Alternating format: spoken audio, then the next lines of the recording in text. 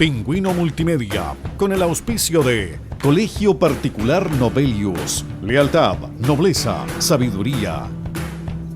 Comercial Termo Austral, fábrica de ventanas. Supermercado Rofil, el más económico de la ciudad. Presenta Retruco.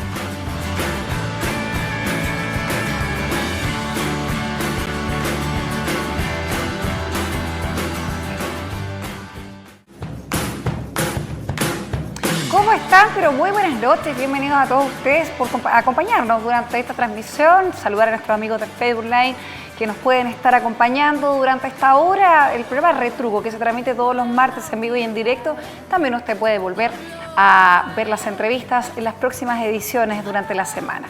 El día de hoy nos enfocaremos en la salud, incluso queremos traspasar los kilómetros y conversar con un profesional que es muy querido y muy requerido por las redes sociales, pero también por los medios radiales y televisivos. Hablamos de una persona que ha luchado y ha estado de frente desde que comenzó la pandemia y la verdad que siempre con una mirada incluso hacia las regiones, donde él ha tomado el tiempo el día de hoy para poder conversar con nosotros, enseñarnos, pero también queremos nosotros traspasar. A pesar que en Magallanes estamos en una fase muy satisfactoria, no podemos olvidarnos que el resto de nuestro país está viviendo crítico porque está con altas tasas por primera vez en nuestro país. Vamos a contar con ciertas regiones y en especial la metropolitana, comunas que no van a tener ningún tipo de permiso para poder trasladarse, ni siquiera comprar, donde era justamente necesaria para bajar la tasa de contagio, incluso durante este periodo de vacunación. El especialista conversa con nosotros vía Zoom, hace posible esta comunicación y donde la primera vez que estuvimos con una altísima tasa de contagio, él también estuvo muy presente y muy atento qué es lo que pasaba con nuestra región. Saludamos a Sebastián Ugarte Ubiergo, quien es jefe de la unidad de pacientes críticos Clínica Indicia. Seguramente nuestros televidentes ya lo conocen, un tremendo profesional con mucho cariño a nivel nacional y muy requerido, como yo lo mencionaba y como lo titulan incluso en la prensa, maestro de la medicina intensiva en Chile. ¿Cómo está, doctor Ugarte? Bienvenido, muchas gracias por su tiempo. Hola Paola, un gusto de saludarte y saludar a todos los televidentes de la Austral región. Primero quiero preguntarle y agradecerle, porque me imagino que usted igual tiene un gran cariño por las regiones, porque si llevamos al recuerdo, tengo entendido que una de sus primeros trabajos e intervenciones en la área de la salud, incluso fue en Osorno, en el Hospital Río Negro, donde ya conoce cómo es el trabajo en los hospitales regionales, lo que puede haber falencia o incluso las medidas o la falta de especialistas, pero más allá la urgencia que existe en las regiones y las necesidades que claramente a veces no se pueden atender en las regiones cuando es escasa la atención.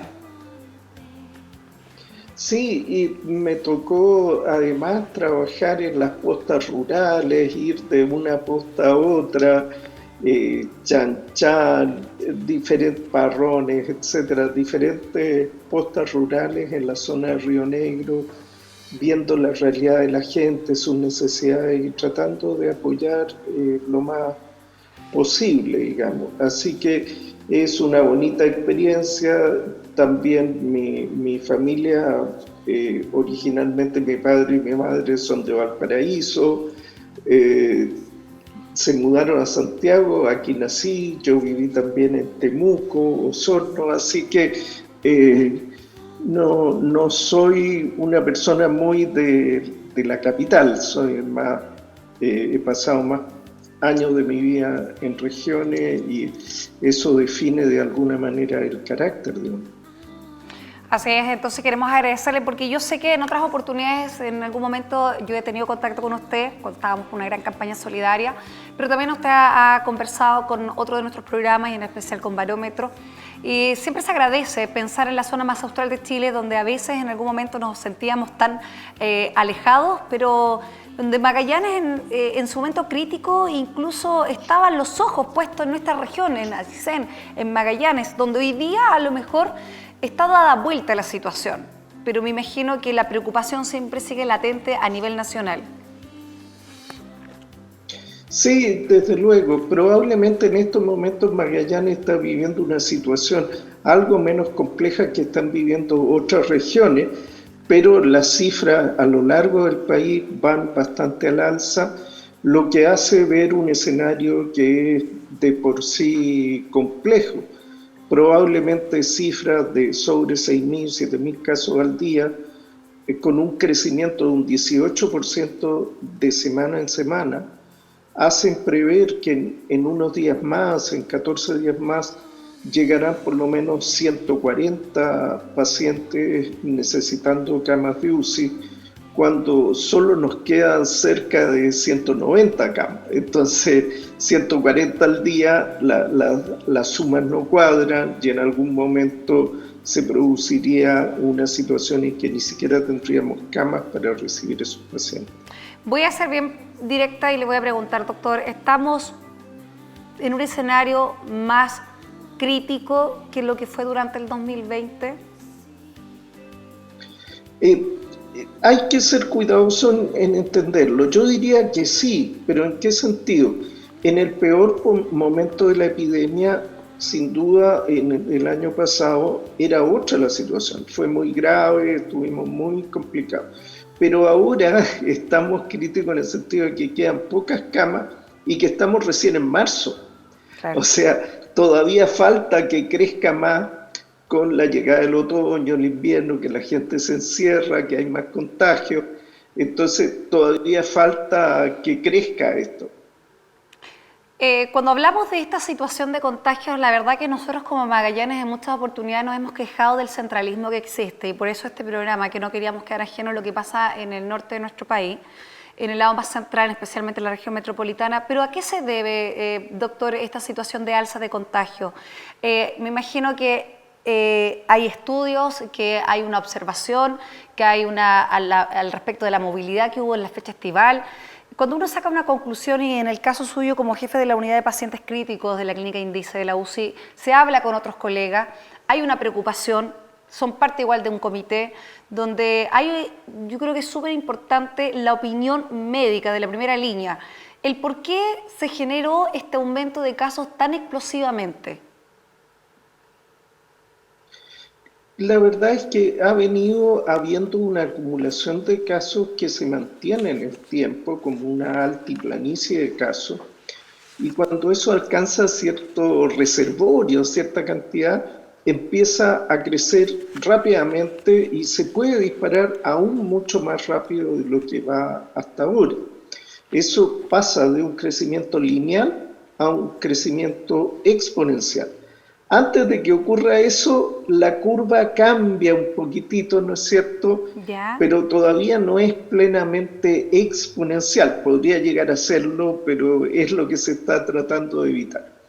¿Y qué es lo que ocurre? Hay dos estrategias para enfrentar la epidemia. Uno es la supresión de la epidemia, y otra es la contención. Supresión se aplicó en Australia, Nueva Zelanda, donde aplican una cuarentena de 7 semanas seguidas, muy dura, con los primeros casos, cierre de fronteras, todas las personas que llegan se les tiene que hacer exámenes, cuarentena, etc. Y prácticamente a las 7 semanas esto ya lo tenían controlado y siguió bajando, y luego era solo mantener. Lo mismo ocurrió en la provincia de Hubei, en China, estrategia de supresión. Ya. La mayoría de los países no han hecho una estrategia de supresión, sino de contención. Y Chile se ha caracterizado por un estilo de contención particular, que bajan un poco los casos y se abre un poco. Al abrir, vuelven a subir los casos. Se cierra otro poco, vuelve a subir y así se va, ¿no es cierto?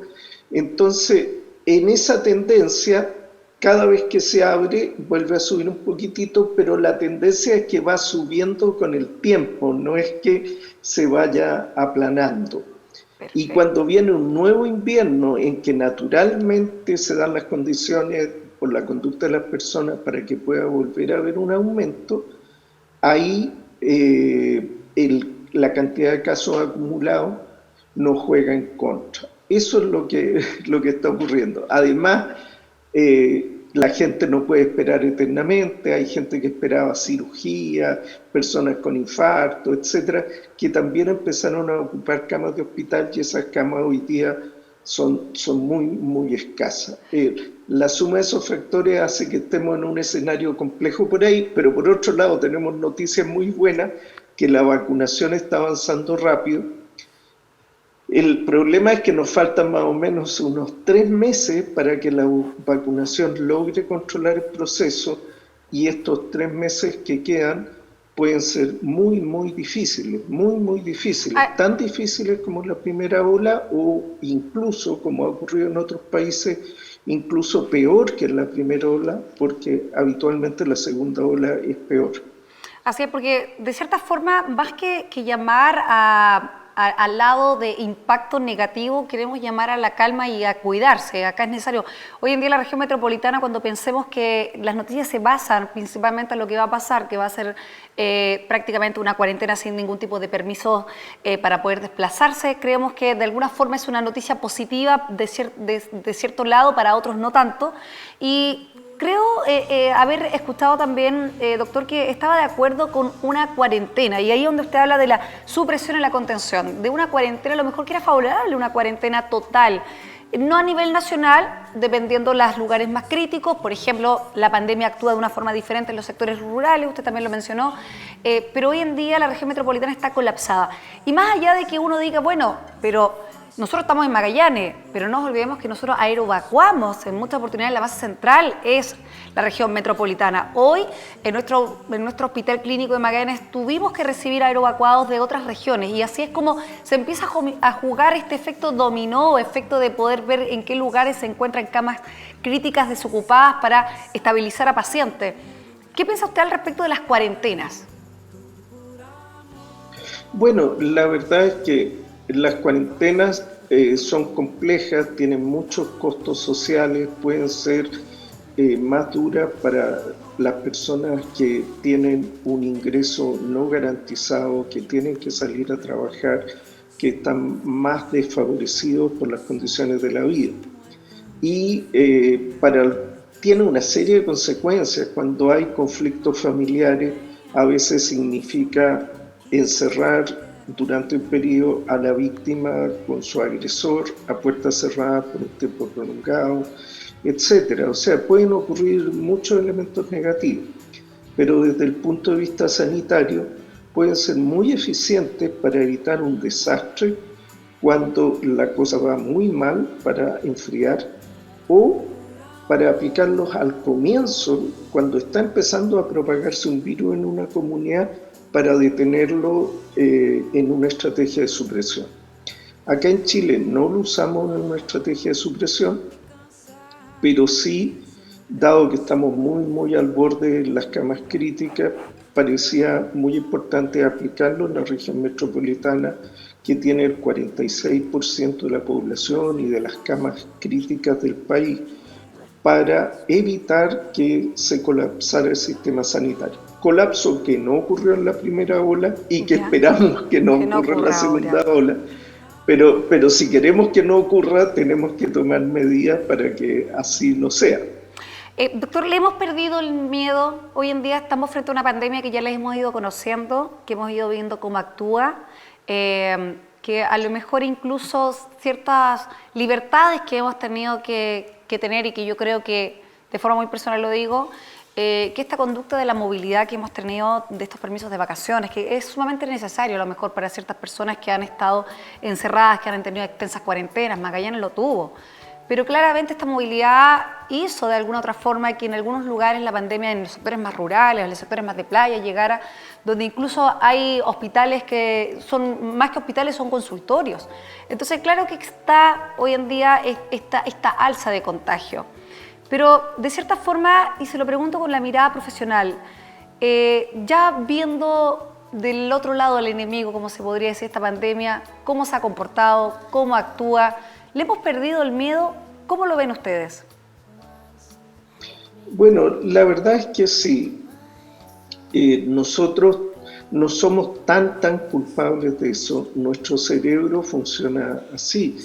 Tenemos un cerebro evolucionado, desarrollado, que analiza datos, que lee estadísticas, que es capaz de proyectarse hacia el futuro.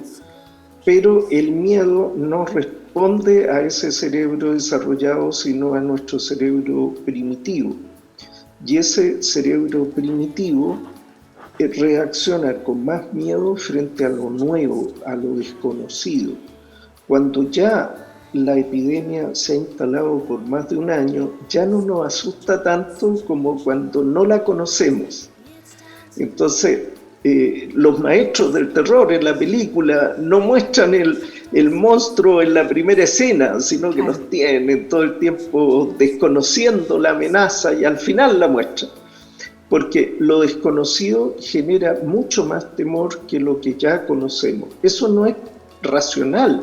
Eso es parte de nuestra biología, de cómo está estructurado nuestro cerebro. Después de un año de convivir con el virus, nuestro cerebro primitivo le perdió el respeto al virus. Entonces necesitamos que nuestro cerebro racional, que es capaz de entender, de analizar las cifras, las estadísticas, la información, pase a tomar el control de nuestra conducta y que nos haga ser cuidadosos, porque el cerebro primitivo está fracasando en esta tarea. Otra de las cosas también a través de los medios nacionales, usted, doctor, advirtió una eventual tercera ola de coronavirus en el país para fines de marzo, de esta situación, y que incluso recordemos que hoy en día existe una vacunación para el grupo objetivo, ya algunos están inmunizados, se ha cumplido también con la segunda dosis, pero esto no descarta que efectivamente pueda existir un contagio a las personas que están vacunadas. Usted lo mencionó, podríamos nosotros en Magallanes, a lo mejor hoy en día, y espero que así se mantenga durante el tiempo, y el autocuidado acá es fundamental, la responsabilidad de cada individuo, mantenernos en una fase 3. Pero si miramos hacia el resto de nuestro país, claramente tenemos que prepararnos si es que nos vendría una tercera ola en nuestra región. Usted incluso fue bastante enfático en decir, a comienzos del mes de marzo, febrero, a fines de febrero, dijo, tenemos que prepararnos para una tercera ola. ¿Es la que ya estamos viviendo a nivel nacional?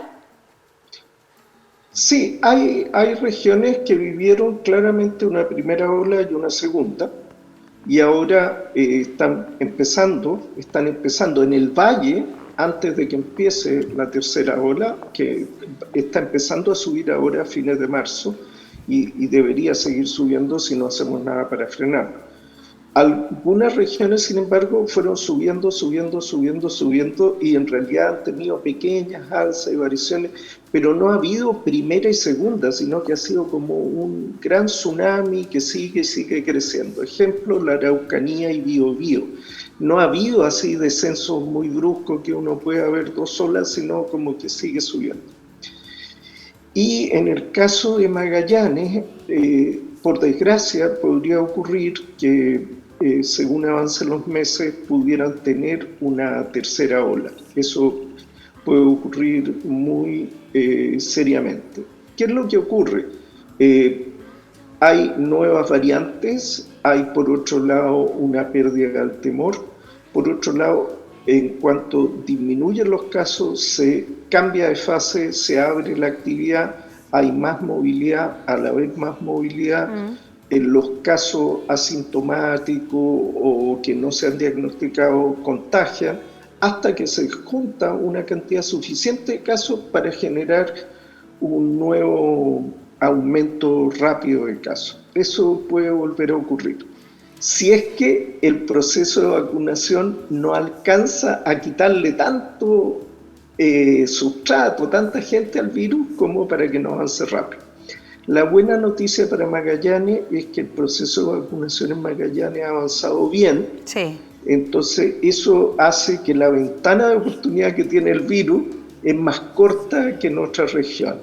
Por ejemplo, en el norte, en Iquique, no han dado tan bien la vacunación y ahí el virus tiene mucho más espacio para seguir creciendo. Perfecto. Doctor, bajo la mirada también como jefe de la área crítica, ¿es momento de aumentar las camas UCI, ya sea en las clínicas privadas o en los hospitales públicos? Tenemos que estar bajo una mirada de esta tercera ola que hoy en día, usted mismo lo mencionaba, estamos en un proceso y en una situación crítica de camas. Tengo entendido que los pabellones de los hospitales y de las clínicas privadas, las operaciones que no sean de urgencia incluso están suspendidas. Entonces, llega el momento que también el gobierno piense en aumentar las camas críticas, más de la que ya se han aumentado. Sí, la verdad es que se ha aumentado por encima de la cantidad que se tuvieron en la primera ola. Estamos por encima de eso. Y sobre eso estamos sobre el 94% de ocupación. Recordemos que estar lleno en UCI significa llegar al 85%. Ese 15% que queda en una UCI puede ser una cama, claro, una cama para recibir un ingreso. Eso es todo, eso significa 85%. Estar en 90 y tantos % significa que en la mayoría de las UCI, la mayoría, ni siquiera hay una cama. Y en unas pocas hay una cama. O sea, eso es realmente complejo y nunca un país debe llegar a eso. Cuando se llega al 85 ya hay que empezar a sacar pacientes, trasladarlos a otras regiones, etc. Cuando todo el país está en 94, significa que estamos en un serio problema y hay que aumentar las camas rápidamente. Sí se prevé que este proceso va a continuar por algunos días, semanas o incluso meses. Por eso la autoridad se está moviendo en generar camas y toda la clínicas, los hospitales están vueltos locos tratando de ver dónde pueden meter Exacto. Una cama adicional, de a dónde sacan enfermeras, médicos, etc. Ese es otro tema que también obviamente el equipo médico, desde el técnico hasta la línea médica, obviamente hay un colapso, hay personas que ya están agotadas, otras enfermas por contagio, y es otro tema. Doctor, lamentablemente el tiempo, bueno, usted lo sabe, televisión es bastante escaso, pero quiero preguntarle antes de terminar la entrevista, ¿cómo ha sido para usted este año que pasó? Prácticamente ya llevamos un año de COVID, un año de pandemia. ¿Cómo ha sido para usted en el lado humano y también en la área médica?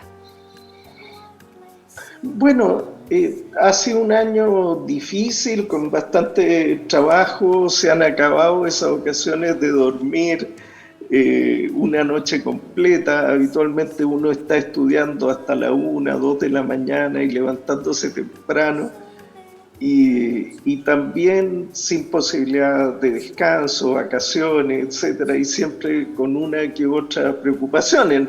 En pandemia en general no hay muy buenas noticias, todas son malas noticias o muy malas, y para los que trabajamos en salud ha sido una situación de bastante estrés, digamos. Pero por una vez que le toque a uno cada 100 años, solo tiene que saber responder y estar a la altura, porque bueno, si nos dedicamos a esto, estudiamos a esto, es como cuando un futbolista por una vez en la vida le toca jugar un mundial. Más vale tratar de hacerlo bien porque va a ser la única vez en la vida que le va a tocar. Queremos agradecer por esa entrega y también por el cariño, el acercamiento que tiene, cómo nos enseña, pero también nos llama a la preocupación, pero de dedicarnos a eso, al autocuidado, a todo, ser responsable. Y dentro de las buenas noticias que se habla que en junio estaríamos ya con este efecto rebaño de inmunización, pero a seguir manteniendo la alerta, eso es súper importante. Un gran cariño desde acá de la región Magallanes hasta el norte de nuestro país, porque sabemos que la están pasando muy mal. En alguna oportunidad nosotros estuvimos exactamente igual y no quiere decir que a lo mejor podamos retroceder. Así que el autocuidado y enviar la harta fuerza al equipo médico es sumamente importante. Muchas gracias, doctor, por esta entrevista. Un gran abrazo y todo el cariño para la región de Magallanes. Muchas gracias. Así es, sígalo a través de las redes sociales también el doctor, porque la verdad que constantemente incluso está enseñando, está entregando mensajes o es parte de las diferentes entrevistas en los medios nacionales. Y como siempre, él, sabiendo lo importante que es estar conectados a nivel nacional, tiene ese espacio y ese cariño para nuestra región. Conversando con el doctor Sebastián Ugarte de Ubiergo, quien es jefe de la unidad de pacientes críticos de la clínica Indisa. Nosotros a la vuelta conversaremos de salud, o conversaremos con Germán Sepúlveda, que es pediatra, hablaremos del PIMS. ¿Usted lo ha escuchado? Que obviamente afecta a los niños, cómo y el por qué, qué relación tiene con el COVID-19, porque hay que poner alerta en el caso que seamos papás o tíos o abuelos, qué pasa con nuestros hijos y con el COVID-19. A la vuelta conversamos de eso. Por la mañana volver a mirarte, darte Pingüino Multimedia, con el auspicio de Colegio Particular Nobelius. Lealtad, nobleza, sabiduría. Comercial Termo Austral, fábrica de ventanas. Supermercado Rofil, el más económico de la ciudad. Pingüino Multimedia, con el auspicio de Colegio Particular Nobelius. Lealtad, nobleza, sabiduría. Comercial Termo Austral, fábrica de ventanas. Supermercado Rofil, el más económico de la ciudad. Ya estamos de regreso, ahí estábamos por unos minutitos porque estábamos con la conexión. Usted sabe lo que hoy en día es estar conectados a través de las entrevistas vía Zoom. Muchas veces tenemos que estar limitados a lo que es la señal. Ahora vamos a hablar de una de las enfermedades, incluso de uno de los casos que nos ha preocupado como padres o como familiares. Seguramente usted lo ha escuchado. ¿Qué es el PIMS? Que es una sigla en inglés que significa Síndrome Inflamatorio Multisistémico. ¿Qué significa? Que afecta directamente a los niños, el por qué, cómo tenemos que colocar ojo, cuáles son los síntomas y cómo, obviamente, como familia tenemos que estar al tanto de lo que sucede. Existen casos en Magallanes, tiene relación con el COVID-19. A esta hora conversaremos con Germán Sepúlveda, quien es pediatra de la Unidad de Pacientes Críticos del Hospital Clínico de Magallanes. ¿Cómo está? Bienvenido. Muchas gracias por recibirnos en esta entrevista. Hola, buenas noches. Gracias por la invitación. Bueno, primero vamos a preguntarle de inmediato porque esta sigla se ha escuchado, se ha abordado en diferentes medios de comunicación, donde también pediatras hablan al respecto de lo que significa y cómo hoy en día coloca en alerta o también en conocimiento a padres. Quiero preguntarle, ¿qué es el PIMS en niños y si es asociado al COVID-19? Sí, bueno, lo más importante es destacar que es una enfermedad absolutamente nueva, que se está recién describiendo y la estamos viviendo día a día. Y la verdad es que las actualizaciones con respecto a lo que es la enfermedad en sí, es súper necesario ir aprendiéndolas permanentemente. ¿Qué es el PIMS? El PIMS es un síndrome que se describe posterior a la infección por el COVID-19. Se describe que más o menos se presenta 4 semanas después de la infección y es una enfermedad muy inflamatoria, tan inflamatoria que afecta órganos tan importantes como el corazón, el sistema digestivo, lleva a una falla que lleva al shock, compromete la coagulación, tiene compromiso gastrointestinal muy importante, se produce una inflamación de todos los tejidos del cuerpo y en un porcentaje importante lleva a la muerte.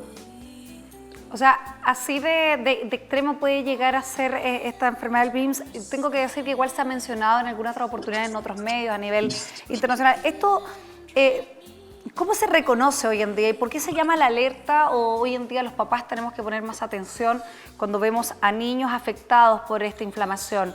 ¿Desde cuándo que comenzaron los primeros casos en Chile o en nuestra región? Desconozco si existen casos. ¿Tenemos hoy en día casos en Magallanes, doctor? Sí. Tenemos, primero que hay que ponerlo en contexto. Ya. En general, el PIMS es una enfermedad muy poco frecuente en los niños, es muy rara. Es de entender, por ejemplo, que estamos cerca del 1 millón de adultos positivos a COVID y de este 1 millón de adultos, 80.000 son positivos y son niños menores de 18 años, porque ahí hay un tema con los datos, pero de esos 80.000 niños que en Chile se han infectado con COVID, 2.000 han sido hospitalizados. Hay 57 fallecidos en Chile con diagnóstico asociado a COVID, que hay que limpiar un poco y de ahí ver cuántos de estos son PIMS como tal. Perfecto. En Magallanes tenemos aproximadamente 2.000 niños hospitalizados, 2.000 niños COVID positivos, 9 niños hospitalizados con un presunto diagnóstico de PIMS, de los cuales con seguridad 5 sí tuvieron PIMS durante el transcurso de este año. La mayoría fueron, la mayoría fueron durante el año pasado. Vimos 2 picos, uno al principio de la pandemia, marzo-abril, y una segunda fase en que aparecieron 4 casos que fue a final de año. Perfecto. Pero es una enfermedad muy poco frecuente, no es lo que pasa en adultos. Lo que nosotros estamos viendo como pediatras es que hemos tenido que ceder algunos espacios a adultos y también baja mucho porque se enferma mucha gente y hay que cubrir por varias áreas y eso significa igual una sobrecarga por todos lados y apoyar a los adultos dentro de lo que se puede. Cuando hablamos del PIMS, ¿cuáles son los síntomas que la familia tiene que colocar alerta? Bueno, en general, primero que nada, fiebre. La fiebre tiene 3 días, al menos, de exigencia como criterio. Hay un compromiso que se describe como mucocutáneo, una enfermedad antiguamente conocida, japonesa originalmente, se llama el síndrome de Kawasaki, la enfermedad de Kawasaki.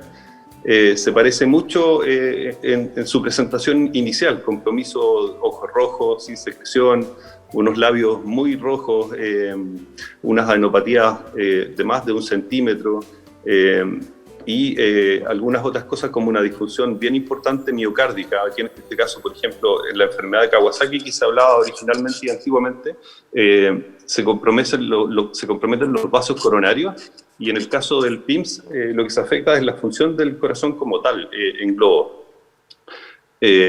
Pero son manifestaciones graves, el compromiso de la coagulación es importante, en general el compromiso digestivo es un rango que va desde lo leve hasta lo muy grave, por lo tanto es un espectro que se está viendo. Hay que entender que al ver pocos casos también, claro, es difícil poder definir todavía una enfermedad como tal. Y lo que uno ve es que es un cuadro muy inflamatorio, en general cuando viene grave, viene muy grave, y se ve dentro de los laboratorios. Ahora también nos ha tocado ver niños muy inflamados que clínicamente están muy bien. Y ahí también uno se ve enfrentado a la disyunción de qué hacer. Son niños que muchas veces quedan hospitalizados varios días hasta estar seguros de que no hay ningún peligro para ellos. Pero eso ha sido algo que hemos visto y se ha descrito internacionalmente. Claro, hablábamos que esta cifra... No sé si respondo bien. ¿Sí? Hablamos, doctor, que también este síndrome es muy nuevo, pero sí, tendríamos que hablar porque a nivel nacional se ha hablado, se ha entrevistado. En Chile, ¿cuándo comenzó? Estamos hablando en febrero, en marzo, perdón, del año pasado, pero que realmente tengo entendido que en Chile las cifras de este año, el Ministerio de Salud indica que desde que llegó el virus al país ya se han contagiado 73.529 niños con COVID, de ellos 16.154 se infectaron entre noviembre y enero con el síndrome más frecuente en menores. Pero también son cifras que claramente son números, pero cuando hablamos de la preocupación que ya se dieron cuenta el equipo pediátrico a nivel nacional que había un comportamiento distinto del COVID en niños. ¿Cuándo fue los meses? La verdad es que en el caso chileno no es que se esté diagnosticando ahora. Al estar súper comunicados con todo el tema de las redes sociales, cuando pasó esto en Europa a principios del año pasado, estamos hablando en diciembre, enero de hace 2 años ya prácticamente, se levantó una alerta internacional y la verdad es que rápidamente los grupos de estudio y de investigación empezaron a describir lo que se veía en Italia, en España, en Inglaterra originalmente y posteriormente en Estados Unidos. Entonces la verdad es que cuando llegó el cuadro a Chile nosotros ya estábamos bastante preparados y advertidos. Sabíamos lo que venía y el tema era enfrentarlo de la mejor manera. Pero no es que nos haya tomado por sorpresa. La verdad es que estos 57 niños fallecidos asociados a COVID con el PIMS son niños que están dentro de lamentablemente, está dentro como de los mismos números que se han visto en todo el mundo. Perfecto. Pero en forma un poco más positiva me gustaría así destacar que nuestros números son harto menores que en otros lados. Así tengo entendido. Doctor, el reconocimiento oportuno es fundamental acá. Hablamos recién de los síntomas, pero la consulta, la importancia de consultar a tiempo. Siempre es fundamental. Ahora, existe el hecho del PIMS ser una infección viral. En general, uno ve fiebre de 3 días como en casi todos los cuadros. Entonces, en realidad, ¿qué es lo más importante? Aparte de la fiebre de 3 días, en el caso del PIMS es el compromiso de estado general, que en realidad los niños se ven enfermos, se ven muy inflamados. Y si un papá, una mamá o algún familiar considera que tiene dudas al respecto, es consultar. Yeah. Nosotros, además de la parte de la evolución clínica, tenemos acá en Magallanes un laboratorio súper bien implementado, en realidad con todos los exámenes necesarios para poder hacer el approach. Ahora, el problema de esto es que es una enfermedad que cuando evoluciona grave es muy grave. Porque cuando hablábamos que, bueno, hay que señalar que es importante educar a la población. Hoy en día tenemos que hablar de estas siglas, tenemos que hablar de este síndrome. Más que llamar a la alerta, es educar a la población que está pasando. Hoy en día tuvimos, como usted mencionaba, 9 casos de hospitalizados en Magallanes. Y también los niños están en una situación que hoy en día, con las fases que nosotros tenemos en Magallanes, algunos niños están en colegios, algunos niños están en colegios presenciales. Y en algún momento se hablaba que los niños prácticamente no se contagiaban de COVID o que no tenían las secuelas o los síntomas de COVID. Pero hoy en día con esto también, de cierta forma, nos damos cuenta que no es tan así. Hoy en día claramente está asociado, actúan de una forma diferente. Pero ¿cómo hoy educamos a la población, doctor, y para tomar a lo mejor el resguardo? Porque si hablamos que los niños se podrían contagiar, efectivamente, al parecer, sí es efectivo. Sí, ahora hay muchos grupos muy serios investigando esto y estudiándolo en varios países y han sacado publicaciones bien interesantes este año y la verdad es que bien significativas. En Noruega, en Finlandia, en Holanda, en varios países de China, incluso en Santiago se hizo un estudio súper interesante con un colegio cerrado, un colegio durante un año se siguió, y la verdad es que los estudios lo que han demostrado es que efectivamente los niños se infectan menos que los adultos, que el 40% de los niños hacen una enfermedad asintomática. De ahí viene la importancia de seguir usando la mascarilla porque son asintomáticas, pero tienen el riesgo de seguir infectando. Se ve que la infección principalmente viene más de adultos, que en paralelo cuando se hace el seguimiento de dónde se infectaron los niños, lo que se ha visto es que más que nada el contacto es en contacto con adultos, muchas veces domiciliario y por situaciones que vienen desde los adultos. Los niños en general se ha descrito que el comportamiento dentro de los colegios en infección se asocia mucho al comportamiento regional, es decir, grupos o pueblos en los que hay altas tasas de infecciones aumentan los colegios, pero en general si la tasa está controlada, los colegios se comportan bastante bajo en sus riesgos. Se hace súper importante destacar que ya lo hemos visto con grupos como los hospitales, en los cuales se trabaja con altas cargas virales y en las cuales en general los grupos usan muy bien el tema de la mascarilla, del lavado de manos, el distanciamiento social y en general tratar de usar los espacios libres lo que más se pueda, y eso permite mantener los riesgos en tasas razonables o menor riesgo. Ahora, estos estudios que son en realidad, insisto, metodológicamente muy serios, que han demostrado que existe una racionalidad en tomar este tipo de conducta. El resto ya es... yo me puedo referir a la parte técnica, en realidad eso es lo que hay hasta el momento. Por otro lado, a nivel internacional se ha visto que el 50% de los niños no ha recibido una educación de calidad durante el año pasado, a nivel mundial me estoy refiriendo, incluso en países desarrollados como Estados Unidos y Alemania. Y se han perdido montones de beneficios. En los colegios se entrega salud, se entrega programas de protección dental, oftalmológica, otorrinolaringológica, traumatológica, psicológica, psicopedagógica. Se entrega alimentación, se practican deportes y hay un tema también con el hacinamiento que se ha visto que aumenta la violencia familiar. Por lo tanto, hay un montón de razones por las cuales tratar de rescatar el tema de los colegios es sumamente importante. Doctor, ¿cuál es, en el caso de las edades, hoy en día acá tuvimos en la región 9 hospitalizados, me imagino que también hay una relación con lo que pasa en el resto de nuestro país, pero ¿a qué edades afecta principalmente? Porque cuando hablamos de la infancia o de la niñez podemos pasar desde la primera infancia hasta un niño con 17 años y 11 meses. Sí, la verdad es que lo que es el tema PIMS como tal, lo que se ha escrito principalmente es en grupos entre 6 y 12 años donde está el principal número, pero aparece también descrito en niños muy pequeños, recién nacidos incluso, y mayores de 18 años también, hasta 32 años hay pacientes descritos con PIMS. Pero el gran grupo entre los 6 y 12 años, y más específicamente en el caso de Chile, nuestro promedio es 8 años y en algunos otros lugares llega hasta 11 años en general. ¿Ha existido una alza, una preocupación? Se lo pregunto así como usted es pediatra de la unidad de pacientes de pediatría de crítico. ¿Ha existido una preocupación sobre las madres, padres o tutores al respecto de este síndrome? ¿Han consultado, han preguntado? Sí, la verdad es que como hemos tenido algunos niños hospitalizados y la verdad es que Punta Arenas es un lugar bastante pequeño ahora con las redes sociales, sí, se ha preguntado.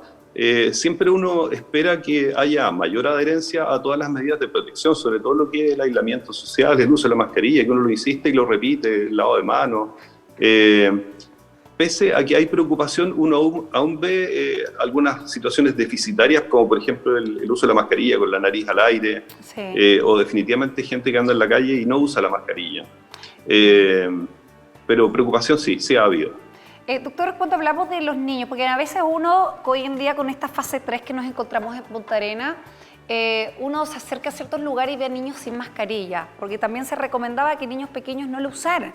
Pero hoy en día, cuando estamos bajo esta mirada de este síndrome, de este PIMS, de esta situación que ha ocurrido y que no estamos ajenos como país y como región, ¿cuáles son las recomendaciones que daría? ¿Es necesario que los pequeños usen la mascarilla, que sean bien utilizadas y que hoy en día, a pesar que hablábamos que no eran afectados por el COVID, sí podríamos encontrar con secuelas de este caso, como es el PIMS? ¿Qué recomienda? Bueno, primero aclarar una cosa, por si no quedó muy claro. Una cosa es la enfermedad por COVID, en la cual los niños pueden hacer los síntomas más frecuentes, que son síntomas respiratorios parecidos a los de los adultos, pero no tan graves, y algunos síntomas digestivos, dolor abdominal, diarrea, y eso es en el periodo agudo. Perfecto. Y 4 semanas después podría aparecer esta otra enfermedad que tiene que ver con una respuesta inflamatoria, autoinmune secundaria a la infección por COVID original, ¿sí? Y ha habido harta discusión a nivel internacional de cuál es la edad de recomendación de que usen mascarilla los niños. En general, el consenso internacional es como desde los 2 años, si es que pueden usar mascarilla, que la usen. Y la verdad es que con respecto a eso no hay duda. Esto de la enfermedad del COVID llegó como para quedarse como concepto. O sea, ya es difícil pensar de aquí a algunos años más subirse a un avión, a un bus o entrar a algún lugar cerrado, gimnasios, me imagino, sin usar mascarilla. Por lo tanto, lo importante es comenzar a educar a los niños desde muy pequeñitos, que en realidad son los más fáciles de aprender. Ellos entienden súper fácil, adquieren el hábito y después lo tienen como incorporado, casi como lo que han hecho los adolescentes con el tema de las redes sociales ahora, que se adaptaron perfectamente al sistema. Pero la mascarilla llegó para quedarse durante harto tiempo. Entonces la recomendación es que los niños también la utilicen de la buena forma, porque como usted mencionaba, a veces igual vemos a los adultos con la nariz afuera y es importante, y el lavado de manos los niños igual lo tienen muy bien asociado. Sí, los niños imitan lo que hacen los papás. O sea, si los papás usan bien la mascarilla y se lavan bien las manos y se portan responsablemente en los ambientes que corresponde, los niños van a hacer lo mismo. Así es que sí. Por último, pediatra, le quiero preguntar, ¿el PIMS es contagioso? ¿Se puede transmitir o es a través de la secuela que usted mencionaba, que se puede también después de ciertas semanas dar a conocer los primeros síntomas? ¿Pero es contagioso? ¿Se puede transmitir? No, el PIMS es una respuesta exagerada del sistema inmunológico en este caso del huésped, del niño que se infectó con el COVID 4 semanas atrás. Pero es una respuesta exagerada en la cual se inflaman muchos tejidos del cuerpo de manera muy grave. Ya. Ahora, y en magnitud variable, desde no tan grave hasta muy, muy grave. Qué importante entonces cuando un niño es contacto estrecho igual, ahí me imagino que la familia hacer la red de apoyo, generar las medidas necesarias, llevar a cabo los protocolos sanitarios que tienen que ser cuando hay un contagio. Lo ideal es, imagino, no exponer al niño que se contagie primero de COVID y después generar todo lo que es esta red de apoyo para que evitar esta situación. Así es, siempre seguir reforzando las mismas medidas, sobre todo estimular a la gente que aún le cuesta creer un poco en esto, que se lo tome súper en serio. Chile está dando un ejemplo a nivel mundial con el tema de las vacunas. Es un orgullo lo que está pasando, pero para lograr una inmunidad de rebaño importante, por lo menos vamos a tener que llegar a junio manteniendo estas medidas. Y por otro lado, cuando uno empieza a ver lo que está pasando afuera, hoy día y ayer en Italia, en España y en Alemania están cerrando por tercera vez en confinamientos tremendos porque están hablando de una tercera ola. Entonces, en realidad, esto se tiene que mantener hasta que estemos absolutamente seguros, que no sé cuánto tiempo más queda, ojalá que poco. Y por último, para despedirnos, porque no nos queda tiempo, pero no puedo dejar de preguntarle, porque seguramente en la casa igual lo pueden estar consultando, ¿por qué los niños no se pueden vacunar? ¿No escuché, perdón? ¿Por qué los niños no se pueden vacunar? Porque la vacuna corresponde desde los 18 en adelante y dependiendo del grupo igual. Sí, la verdad es que en este momento hay estudios cursándose en distintos países del mundo con respecto a grupos más pequeños con menores edades. Esto va progresando, posiblemente los menores van a ser los últimos en vacunarse, pero en algún minuto yo creo que se van a vacunar igual. Sí, conceptualmente esta vacuna es muy parecida a la de la influenza, como para tener un concepto claro. Perfecto. Es algo muy seguro, yo invito a todo el mundo a vacunarse, no le tengan miedo, es la forma de luchar contra esto y es una manifestación de cariño y de responsabilidad con el resto de nuestros compatriotas. Así, con tremendo mensaje dejamos la entrevista, doctor. Queremos agradecer su tiempo, su disponibilidad y me imagino que siempre hay varias consultas como mamá, que son las habituales que llevan a las consultas a sus hijos, pero mamás, papás que siempre están ahí muy al tanto de lo que pasa con su hijo y esta nueva síndrome que se hablaba del PIMS, que en algún momento lo desconocíamos, sigue siendo parte de un estudio, pero obviamente nos tienen alerta porque han sufrido niños y afectados a través de estas consecuencias.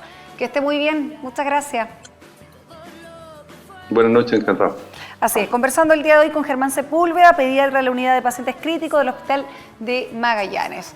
Ya lo sabe, el día de hoy nos enfocamos en el área de la salud. Si usted quiere conocer un poquito más de este síndrome que es inflamatorio multisistémico, búsquelo a través de las redes sociales, conozca un poco, consúltele a su pediatra, no tenga duda. No queremos llevar a la alerta, pero sí a que usted se eduque, conozca qué es lo que hoy en día está pasando por estas secuelas o consecuencias por contagio de COVID a los más pequeños. Así es, PIMS el día de hoy conversando y también con el doctor Ugarte en nuestro primer bloque. Que esté muy bien, que tenga una muy buena noche.